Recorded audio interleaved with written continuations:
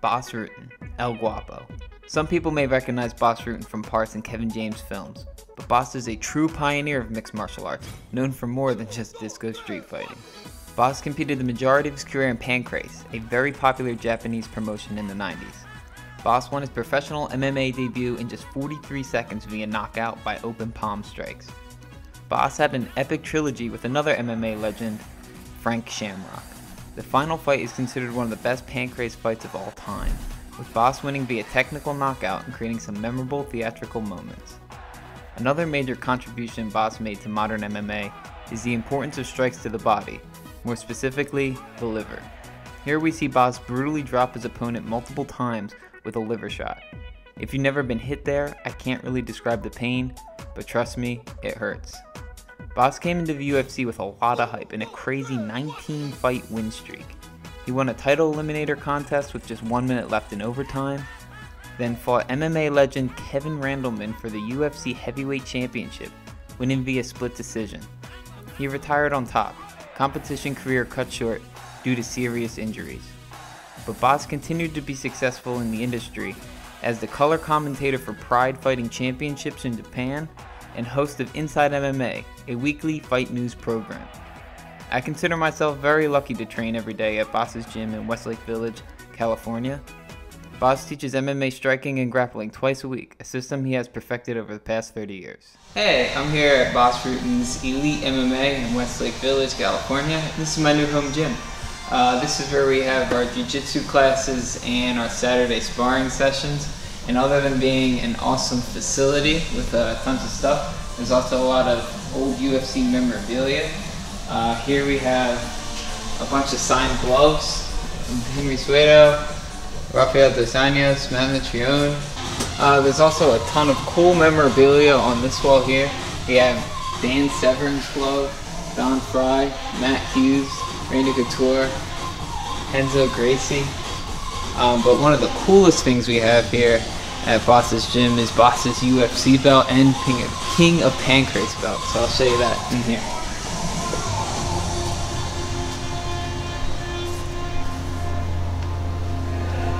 Here's the UFC belt and the King of Pancrase belt.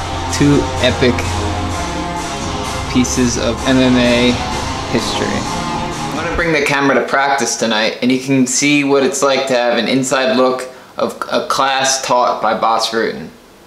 After practice, I'm going to sit down with Bas and ask him a few questions that I have.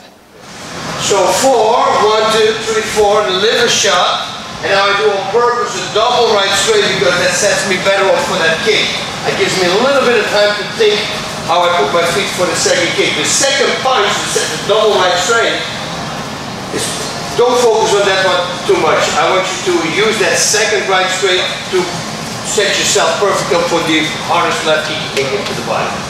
You'll do, once you start doing it, you realize what I'm doing. So give a double right straight. So 1, 2, 3, 4, and then bang, liver kick. That's what we're going to do. And if we have it simple, it's going to be the last kick. We're going to double up and triple up on the last. And you want to make it fast. And don't worry about if it takes a little slower. We just hit the guy with a 4 shot, a liver shot, a double right straight, and a liver kick. We gave ourselves a little bit of time here, you know, to double up on the last kick of the trip. Hey YouTube, Matt Video here. I'm with the legendary Bas Rutten, my coach, and I'm just going to ask him a few questions that I have that maybe some of my viewers would want to see. First question, you've coached a ton of people, veteran of the sport. What do you think are the main important things for an amateur to make a successful transition to professional?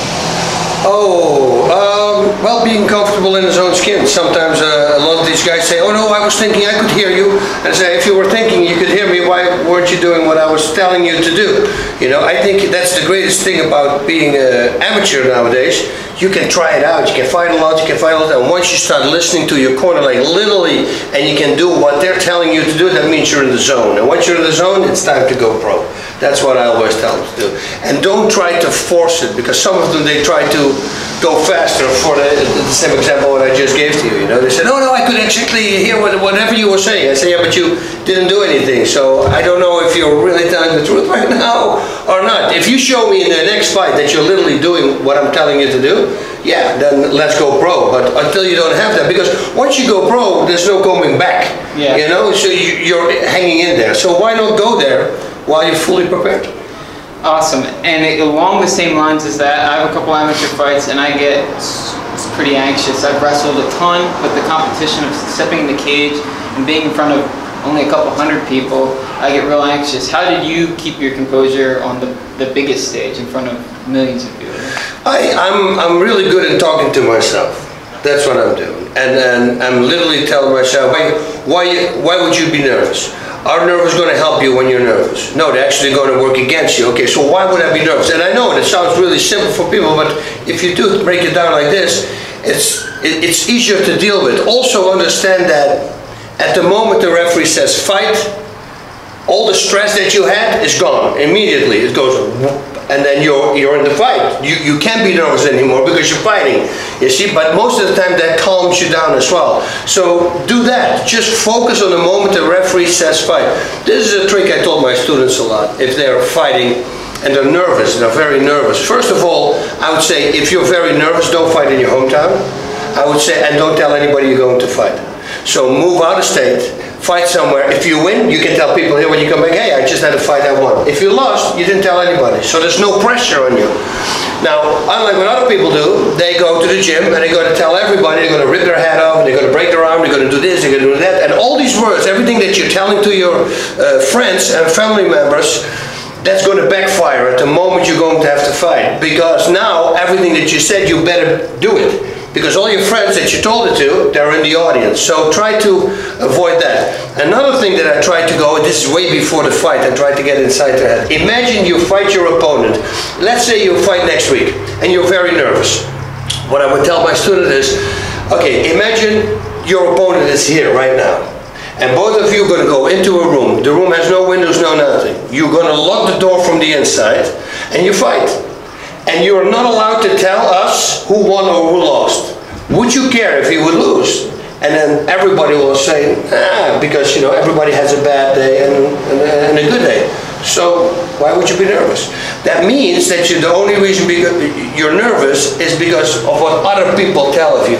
Because if you're by yourself, we all understand that sometimes you have a good day and a bad day. Okay, you lost, but it's going through all the crap that you have to know. From people who never fought, from people who are training maybe, but not fighting. And training and fighting, you can't compare that. Being good here doesn't mean anything, and you know that. Once you fight, it's a completely different world. You need to have to, there's no room for mistakes. And once there's no room for mistakes, it's very dangerous, because some people are like, they don't want to throw a punch anymore because they think, they're going to kick me here if I punch because I'm open. They start overthinking things. No, just fight. And if once you have that concept, and what I told you, like you're in a room by yourself with that guy, you're not allowed to say who won or lost.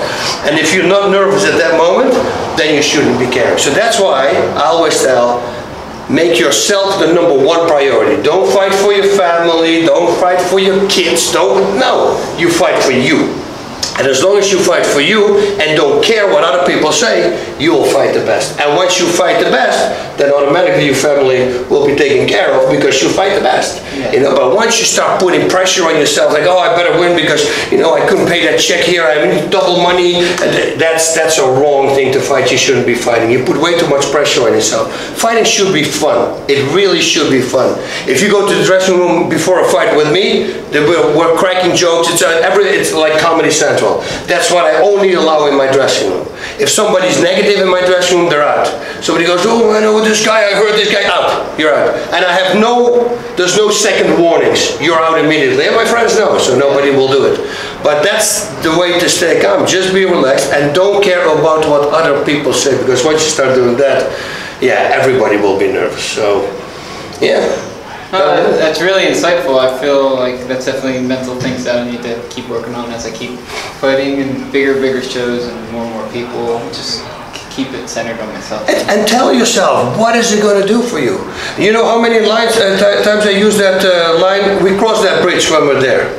I use that with everything. Oh, you're nervous? We'll cross that bridge when we're there. What do you mean? Well, when the referee says fight, I'm going to think about if I'm nervous or not. Because nerves are not going to do anything for me. They're not going to help me. If they would help me, trust me, I would be nervous. It's like a student of mine one time had to fight a guy who was like 4 years older, and that was when he was 16. And that guy was 20, and this was a halt in Thai boxing. He was happy, and he had a lot of tattoos. And he was so afraid because he had tattoos. And I go, because he has tattoos. I said, dude, if tattoos would make me stronger, I would be covered from head to toe. Not a spot on my body would be open, because it would make me stronger. But guess what? It's not doing anything. And at that time, I'm talking about 30 years ago, you know, tattoos were put on by people who wanted to look cool. They were not really cool. You know, they thought if I put one on, people are going to be afraid of me. And it's the same as the guy who put a lot of steroids in themselves and they make themselves big into gyms, and now they think everybody's afraid of them. No, not afraid of you, because I know the real reason why you did that. Because you were insecure, and that's why you build all those muscles, and then you think that people are going to be afraid. Yes, people will be afraid of regular people, but a fighter should never be afraid of a guy who's just big. I mean, it doesn't do anything. He's good for about a minute and a half. And from that moment on, you're going to look really good beating up a big guy. So, no, that's awesome. Thanks very much for your time. You're very welcome. The cast here. With the cast on, look at that, what I'm doing. Trying to close my fist, but I can't. Great practice today, and I really appreciate your time helping me out. So, you're very welcome. Thank you very much, Bas. Awesome.